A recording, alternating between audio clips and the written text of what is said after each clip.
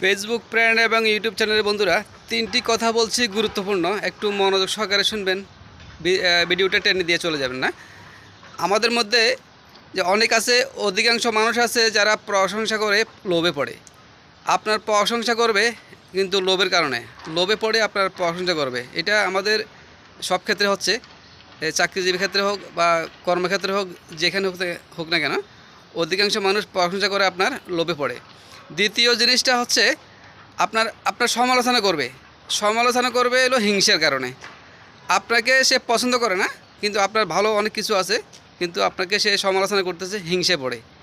হিংসার কারণে আপনার সমালোচনা করতেছে, সেটা ব্যবসায়িক ক্ষেত্রে হোক বা চাকরির ক্ষেত্রে হোক, দেশে হোক বিদেশে হোক। এই জিনিসটা আমাদের প্রতিনিয়ত আমরা বুঝতে পারতেছি। আপনারা যাদের সাথে হচ্ছে তারা শুধু বুঝবেন, অন্য কারো যাদের হচ্ছে না তারা বুঝবেন না। সমালোচনা করে মানুষ হিংসে পড়ে। আর তৃতীয় নাম্বারটা হচ্ছে, যেটা আমাদের সাথে সচরাচর প্রতিটা কাজের সাথে জড়িত, সম্পর্ক তৈরি করে স্বার্থের কারণে। আর সম্পর্ক তৈরি করে স্বার্থের কারণে, এটা একেবারে নিশ্চিত বিষয় যে আপনার সাথে স্বার্থ উদ্ধারের জন্য সে আপনার সাথে বন্ধুত্ব করবে। সেটা ব্যবসায়িক হাসিলে হোক বা চাকরিতে ভালো সুবিধার জন্য হোক বা আপনার বিদেশে যাওয়ার জন্য হোক, দেশে ভালো অবস্থানে থাকার জন্য হোক, আপনার সাথে সম্পর্ক তৈরি করবে এই স্বার্থের কারণে।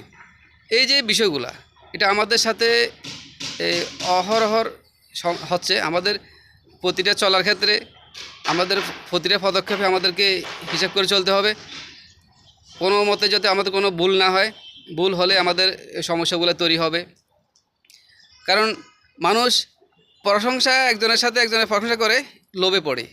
লোভের কারণে সঙ্গে হচ্ছে, একটু করতেছে সেটা বুঝতেছে নি। সমালোচনা করে হিংসার কারণে। আপনারা হিংসা করার কথা নয়, কিন্তু হিংসা করে। কারণ কেন? আপনারা সমালোচনা করে, এই হিংসা করে। এটা মানুষের স্বভাবগত কিছু মানুষের স্বভাব। আর সম্পর্ক